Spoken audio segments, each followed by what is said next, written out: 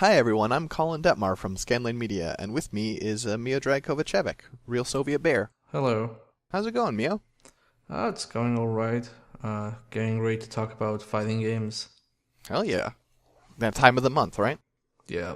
So this month is more my agenda. I had a desire to talk about team-based fighting games because I think it's a really exciting possibility space in the genre that isn't explored very much. And before we get going, it's so underexplored that often people are going to get the wrong idea when you say this, right? You say like, oh, team-based fighting games, you mean like Marvel versus Capcom. That's like, well, that is like word for word, that's correct. That's not what I mean.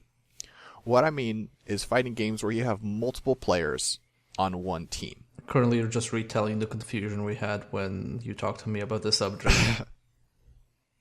Yeah, we originally were going to talk about like tag fighting games and like multi-character fighting games, but like there's some stuff to say there, but for the most part they're not that different from normal fighting games, and so I don't feel like it would end up being that different. It would be hard to sustain a full episode off of that unless we were going in depth on one of them, and I don't like any that are out right now.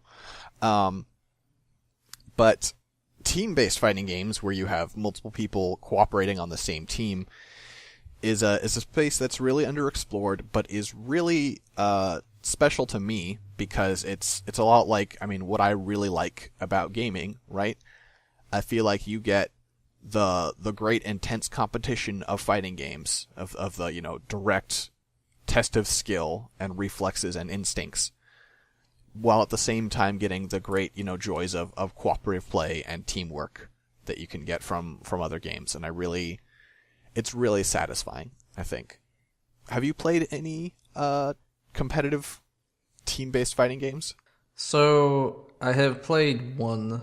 I was gonna get Gundam Versus, but I'm not doing that until like a week from now. Mm-hmm. But I have played back in the day when Namco thought that the West didn't like Gundam or giant robots, and they wanted to bring over Gundam Versus, but instead they brought it over as Rise of Incarnates. I don't know if you remember that. So Rise of Incarnates was a 2v2 team fighting game. I think it also had a 3v3 mode, but it was mostly 2v2, where you played various incarnates, aka humans that were vessels or avatars to gods. But it was basically Gundam, just with a more boring setting because it didn't have robots. And I don't think it got out of early access on Steam. They closed it off. Yeah, I think that it's a whole subgenre, those specific like Gundam Versus style games. That's actually, people don't realize how old it is. That genre started back in 2003 on the PS2. Yeah. Well, and in arcades, obviously, but and to bring it over to, you know, Gundam Versus is the first real entry we've had over in the United States. I don't know about Europe. Europe might have had one or two that we haven't. But as far as America, that's the first one we've had. And before that, it was Rise of Incarnates. And to introduce this new genre, you really need the brand power of something like Gundam, and not some random like dude who's possessed by Loki. That was not. Yeah. See, funny you say that with brand power. That was one of the things I wanted to actually touch upon. Because as you say, like this obviously started all in the arcades, and as most fighting games that we get today, like most fighting games start off in the arcades, and then when they live long enough, they just move to consoles.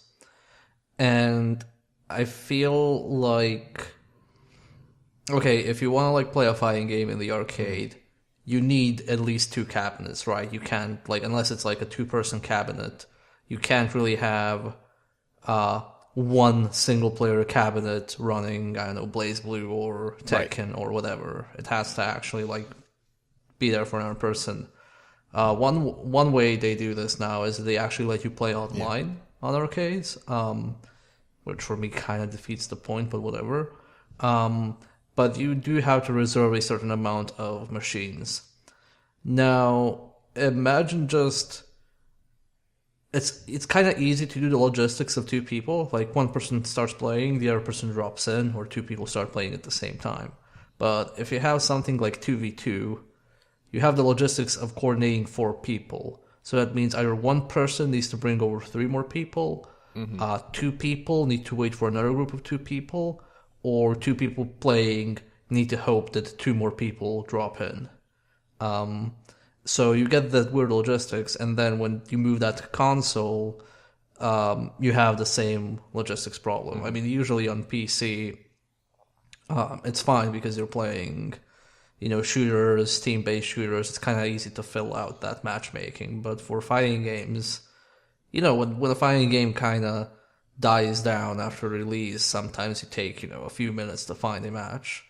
Now imagine finding a match with, 4 or 6 participants. It becomes problematic, which ties back into what you said. That's why you need brand power, because when you have brand power, then you already have a much bigger user base. For sure. Yeah, that's definitely true. And there's also a problem, which we'll talk about a little more later, but as far as online versus offline, and, these games really are, they have all the mechanical skill and stuff of fighting games, but you also need that coordination and that cooperation and sort of an understanding of your partner. And it's really hard to get that when you queue online as a solo person. You get matched up with a random person. I have played some of these games, I have played a little Gundam Versus, not a lot. I'm trying to kind of hold off, honestly, until you get it. And you go and you queue for a 2v2 game by yourself, and you get matched up with a person, and it's there's a very specific strategy you're supposed to do that sort of one person does this, one person sort of does this, and you have two halves of the game. And with an online random person, it's just really hard to get that going. Yeah, I can imagine. It might actually be even harder than, doing 6v6, like playing Overwatch, for example. It might actually even be harder than that because, well, in Overwatch or larger team-based games, you need more people. Usually, the other team won't have the same coordination you do anyway. So, if it's 6 randoms versus 6 randoms, it's gonna be the same amount of chaos, and you only really need a few people cooperating at specific key moments. When you have something lower key, 2v2, then it's gonna be more demanding, and one person messing up has a much larger impact for the entire team. And also, it can just feel much more dramatic, right? When you're playing 2v2 and you and your partner are not on the same page, but the other guys are, it just feels it feels like you both of you are fighting against two people at once. You feel outnumbered in the way things play out. And so this sort of is one of the things about these games that is challenging, is one, the fact of you kind of need a real partner to play with. That online and offline are pretty different experiences, and also just playing with a friend. The idea that in most of these games there's a concept of sort of a team comp, right? I'll quickly jump to Gundam Versus, where almost always you want one person to be a melee-focused mecha, and the other one you want to be a ranged-focused mecha, and, obviously one covers the other, and you do a little of each, but you have a comp. You need to communicate, and you also need to, you have to practice some of this stuff, because they're going to be it's kind of cheesy sounding. It sounds like some anime bullshit, but there are going to be some plays you do where it's okay, you do this move and I'll do this move, and we'll cover each other and we'll confuse them, and it's very hard to practice when you need two people, and also opponents for those two people. It's not as easy as just being I'll go into the training room, Yeah, I'm trying to remember whether I know any other multiplayer game in general that has that sort of dynamic. Usually you have it's usually on a very large scale, in MOBAs, so 5+ people, or shooters, or it's just solo 1v1. I don't know too many games that just go 2v2 or 3v3. And I guess the closest I get is in a MOBA. I play Dota, and I'm a support player, and one of my best friends is a carry player. Those are sort of like the it's what it sounds like, right? There's the very strong player and there's the weak player who backs them up. And we often queue as two, and then we're matched with three random people, and mostly we're just trying to work on our teamwork, our duo cooperation. So I guess the closest to this, now that I've thought about it for a second, would be structured PvP in MMOs. Yeah, because they have 2v2 and 3v3 teams, so I'm guessing that's the closest dynamic you have, and it kind of works the same way, like every person covering the other person, and then you're also trying to fight against various other team compositions. That's actually a really good point. Have you played much of those? I've played some structured PvP in a few random MMOs, but I've never gotten anything like serious into it. I haven't played World of Warcraft. I've only like seen it, but I've played some in Champions Online, and I've played a bit in Final Fantasy 14 and Guild Wars.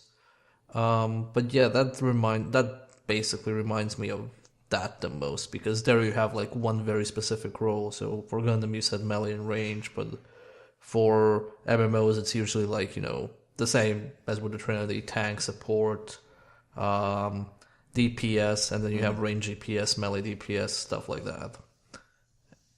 And then you try to like work with your friend to make sure you're both on the same page and supplementing each other.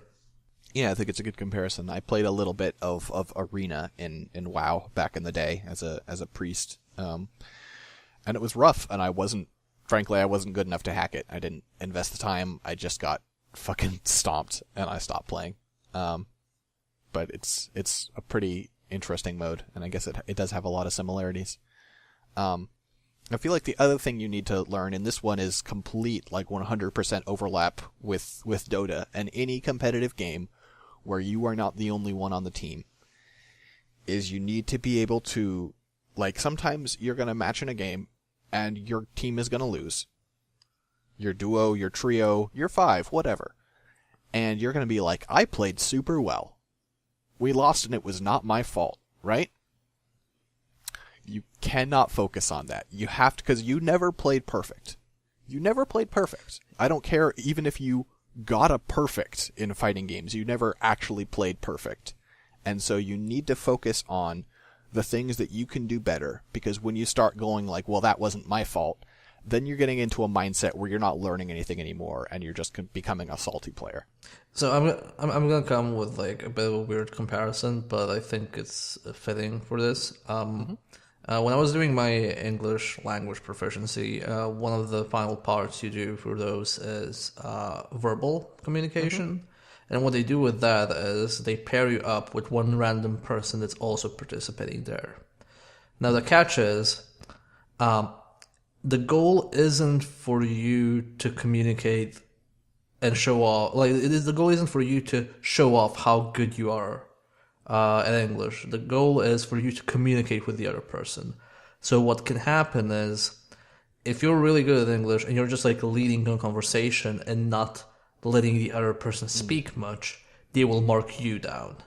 Even though you weren't doing anything wrong, they will mark you down because you didn't let the other person speak, or you didn't communicate in a way that the other person understood. So what you frequently need to do for those assignments is if somebody is worse than you actually need to tone down how you're talking so they can follow your conversation and participate in it, which is actually how it works in real life. Like if you're speaking to someone who isn't proficient in a language, you kind of tone down how you're speaking, like the speed, the words you're using, the phrasing in general, just so they can follow it as well. And that's kind of how a lot of team-based games really work. Like, your individual skill for a lot of these games doesn't matter. If it's a frag race, like Quake or something like that, yes, your individual skill can basically lead an entire team to victory.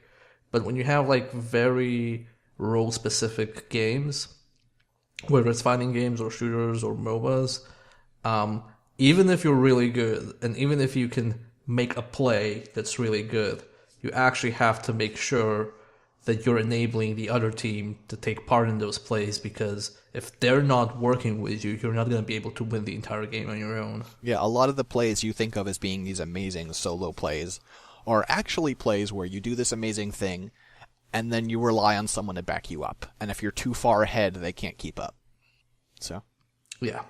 Yeah, and I think we talked about in like I think it's the very first episode, we talked about how to have a specific mindset, and we said that with default fighting games in mind, like 1v1, but for 2v2, when you go into team-based combat, then that mindset needs to expand. You need to go from not getting discouraged or not blaming your opponent to not blaming your co-players, your teammates. And sometimes, like, I have been in situations where I actually kind of need to blame the opponent a little bit because my teammate is getting salty, and I need them to feel like, no, we're in this together. It's okay. We'll shit talk the opponent for a second. We'll clear our heads, and we'll move on. It's a slightly different attitude. Yeah, it's amazing how much actual like social interaction you need to do in video games if you want to win. Yeah, it's great. I love it.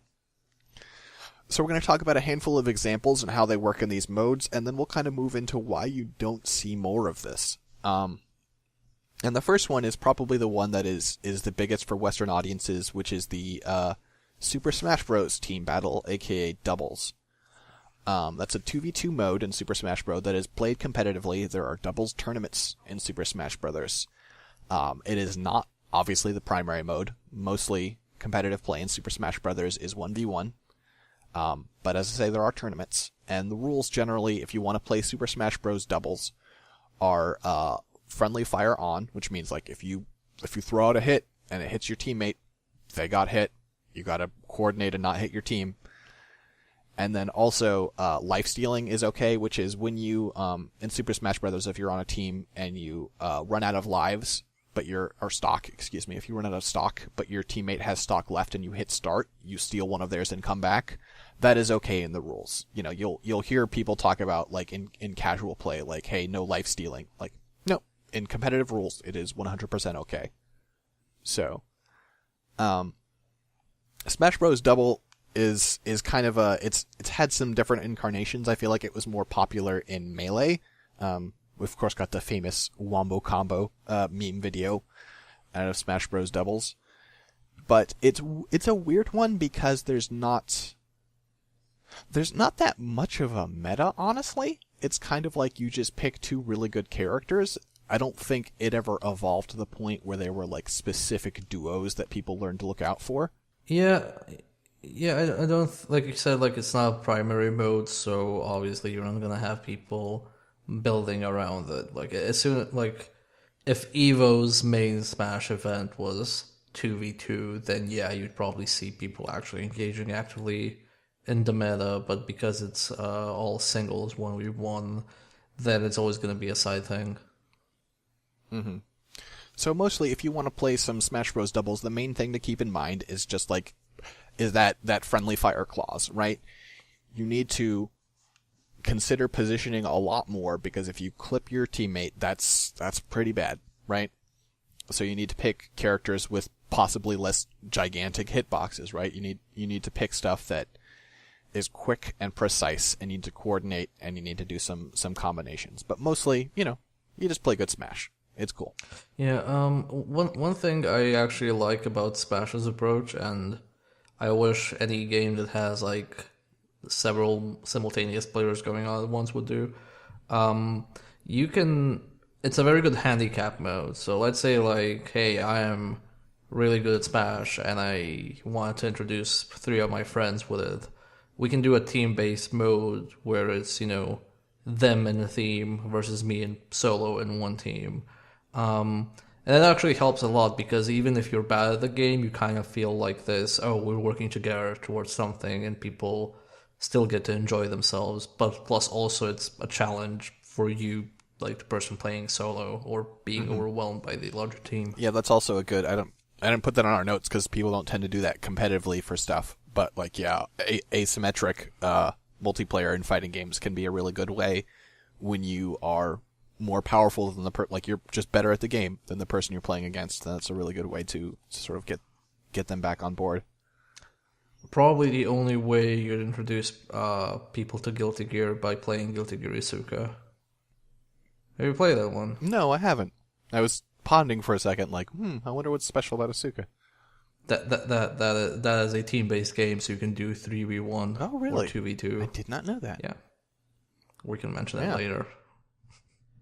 So, the other main, like, competitive team-based fighting game is, as we mentioned a couple of times now, Gundam Versus. That is the one that is primarily focused on 2v2. There's also a 3v3 mode, and there is 1v1, but that's mostly like a novelty, honestly, which is, it's weird to play a fighting game where 1v1 is a novelty, but that's just how Gundam Versus is built.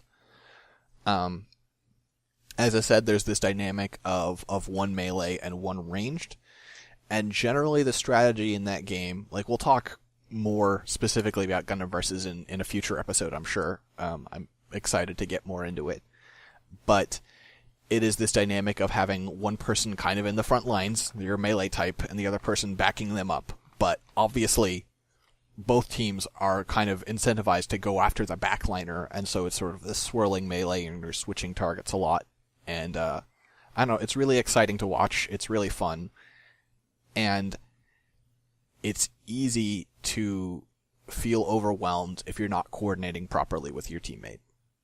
Because the other teammate can just feel like, okay, this is fine, I'll just sit back here and throw pot shots. And if they're just going in on you, then like things need to change. You can't just stick with your one game plan. You need to keep your teammate in mind. Is the one melee, one ranged a slot thing? Like it forces you to pick one of each, or is it like the recommended? No, that's a meta thing. That's just like this is what works. If you pick, like you can pick whatever you want. And I have seen compositions of 2 ranged or 2 melee work out, but it's just like friendly fire is on in this game. It's 25%. You only do 25% damage to friendlies, but it's still a thing. So like if you have 2 people in melee, you're going to be whacking each other.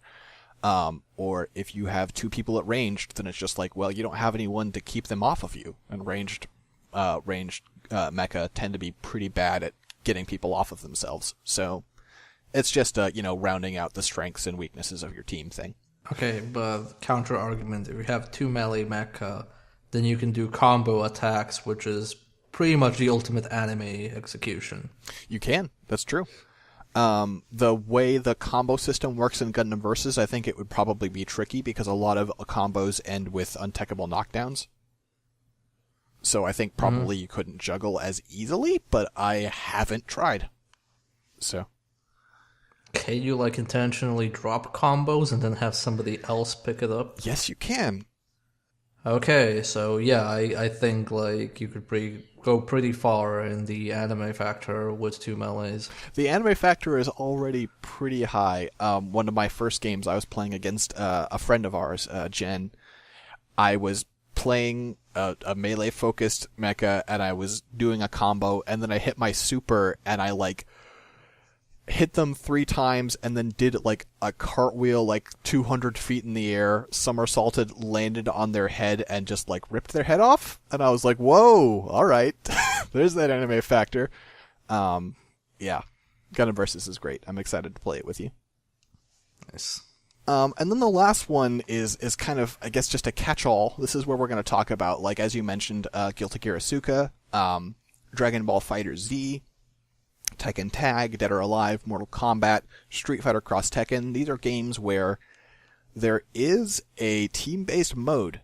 These are tag games where there is a team-based, or not always tag, Mortal Kombat 9 and Dead or Alive are often played single-player. Singles. 1v1. But there is a mode where it is multiple players per team, and it's usually considered a novelty. Are there any games where that's not the case?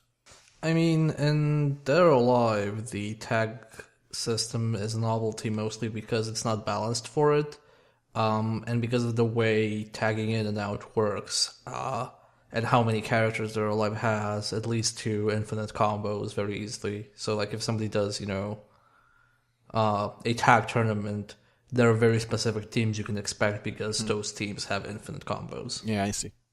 They're just not balanced for it. But no, I think like usually when you have, I think that was mostly an experiment for Dead or Alive in Mortal Kombat 9, just to see how it would play out. Like maybe they considered like, oh, what if we did like a full-on Mortal Kombat tag game? You know, would that be viable? So they probably put it there as sort of like a soft test. Tekken Tag, if you count it as a separate series from Tekken, in it playing a single character is a novelty, I'd say, because it's just much better to play two characters. Yeah, but generally you don't have two people on the two characters, right? Oh yeah, no, you don't. That's a mode. I think for Tekken it's offline only. I believe so. Here are the layouts I think exist for Tekken. It's offline only if you want 4-player 2v2. For Mortal Kombat 9, I think you can't do like 4 people playing online in tag, but what you can do is you can group up offline. So like if you and I are playing locally, we can make a team and queue up online to play the tag mode and potentially be paired up with another group of 2 players who are doing the same. I see. And Dead or Alive is the only one that actually lets you do like 4 people online at the same time in an online lobby. But unless you're in the same country, it will destroy the latency. Imagine. Like, so even if, like, let's say I have 3 people I'm playing against, and I have good connections with all 3 people, if we were to all play 2v2 in the same match, it might happen that just the connection is horrid, and it's unplayable. Which is one of the reasons you don't see much of it, because, you know, fighting game netcode is finicky enough as it is when you're just doing 2 people and spectators, but if you're doing like 4 different players, then it becomes a nightmare. Yeah. It is like Dragon Ball FighterZ has a mode where the normal play of it is 1 player per team, but each team is of 3 characters. And Dragon Ball FighterZ is going to have a 6-player mode where every character is represented by an individual player that has online. Since Dragon Ball FighterZ is not out yet, we don't really know what that mode will look like. But it's interesting to keep an eye on. On one hand, I'm very skeptical just because of past experiences, but on the other hand, Arc System has a pretty good netcode. Mm-hmm. And also, I feel like this is going to be, like, it feels like Dragon Ball FighterZ is a game that is going to draw in more people than your average fighting game just because, like, I mean, you know, because it looks really good and it's got the Dragon Ball license. It's possible it will get a bigger audience and thus you'll be better able to form teams if this mode takes off. Yeah, it doesn't look like your standard issue licensed game. It looks like a high quality entry in the franchise. So people who were, for example, not excited about Xenoverse might be excited about this. So let's talk about why these games aren't popular. And you just mentioned one of the really good reasons, which is netcode, right? Yeah, it's mostly because, so I haven't played Gundam Versus, but I'm just gonna go on a limb here and assume it's less frame perfect than your standard 1v1 fighting game, right? Absolutely. Yeah, so when you have something that's not frame perfect like that, you have quite a lot of leeway what you can do with latency.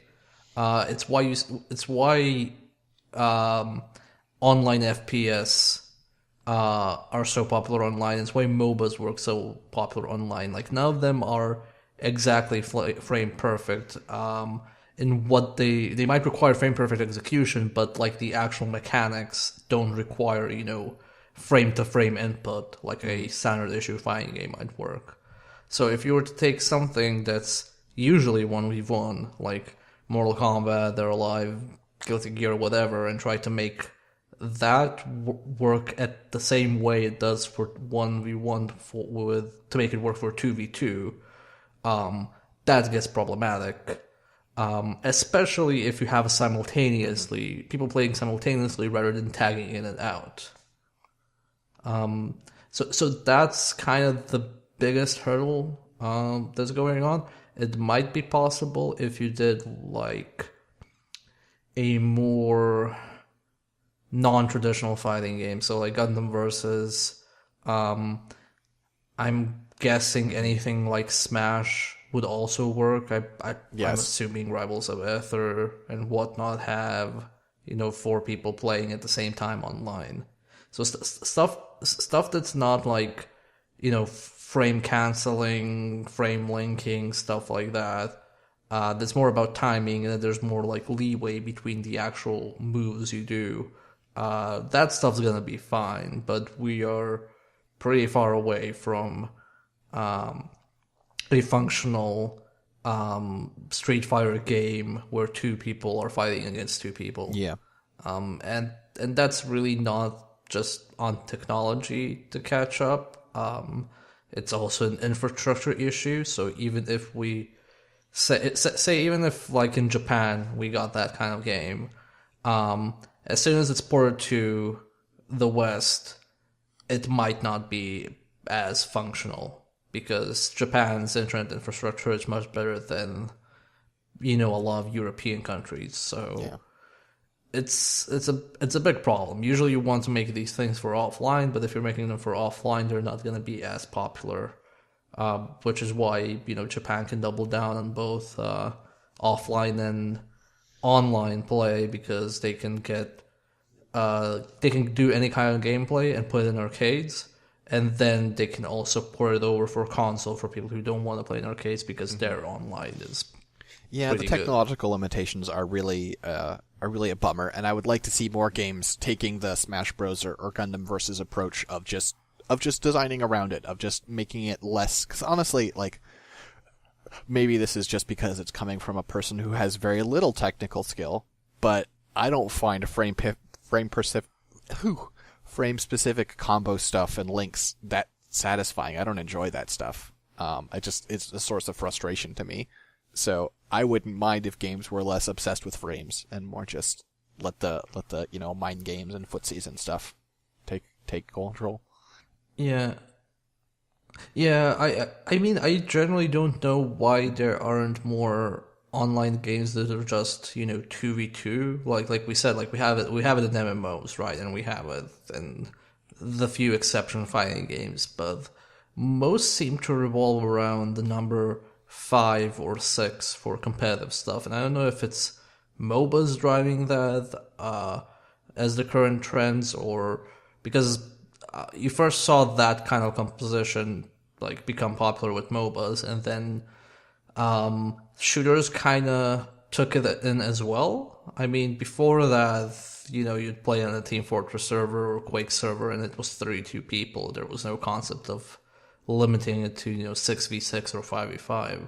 So I don't know where the number came from exactly, and why we're doing that number right now, because you could make a lot of interesting stuff with, hey, I have my one friend who I talked into buying this game, and then we jump in together and queue up and play that game. Actually, another, I just remembered, For Honor has a 2v2 mode. That's a game we've talked about previously.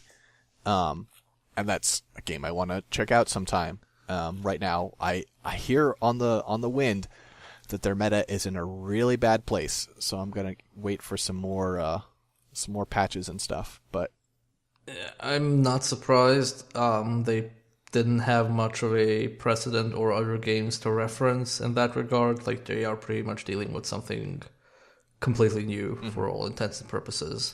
It feels almost like a hybrid of, this is going back to our previous talk about For Honor on previous episodes, but it's like a hybrid of like Mountain Blade Combat and like Dark Souls almost. It's a weird. Yeah, I'm pretty sure those were some of the reference they took in. But yeah, it's weird. I would like some lower scale team based games, and fighting games lend themselves well to that. Like, if you'd have to make them less technical because of or less execution based because of the network requirements, but then also that means it would be more approachable. And to me, it also seems kind of reasonable if you say release a game on Steam and people are like on the fence about it. It seems it's easier to talk one more person into buying it with you than, talking 5 people into buying, I don't know, Lawbreakers or whatever to play online. So I guess, yeah, my closing thoughts for this, just on a purely selfish front, I think these games are great and people should make more of them. But also, there are obvious reasons why that hasn't necessarily happened. You have to really rethink a lot of the design that is considered fundamental to fighting games. So, yep, there's a lot of problems that come with it, and it's both technical nature, it's both like how to market it, and really, I wouldn't be surprised if it starts getting popular, but what'll probably happen is nobody will really take the plunge until some random person comes over, or a random company comes over, starts making money on it, and then all of a sudden we'll see 2v2 or 3v3 be the new multiplayer competitive format for everything. I think that's it for this episode of The Neutral Game. Thanks so much, everybody, for listening. You can find us on iTunes and Google Play if you want to give us a rating or review there, or, of course, on your podcatcher of choice. You could also tell a friend about us. We try and keep the podcast nice and friendly for newcomers. If you want to find me on Twitter, I'm using the official Scanline Media Twitter mostly these days. That's at Scanline Media. Miodrag is at MDK2. MDKII. We'll have links down in the show notes. If you don't want to try and type that out, you can just click the links, obviously. Yep. You can also watch our stuff on YouTube. I upload the podcast to my YouTube channel, so you can watch it there as well if you prefer that. I don't know where you're watching actually this right now. That might be a mystery. And if you like that, actually, you can find more of Miodrag's content on YouTube. He's doing some, Let's Plays and some streams that he uploads there. And you can also, of course, find him on Twitch. He's Real Soviet Bear on Twitch, and he streams frequently. Anyway, everybody have fun playing fighting games. Bye-bye. Peace. Bye. Peace. Bye. Peace. Bye. Peace. Bye.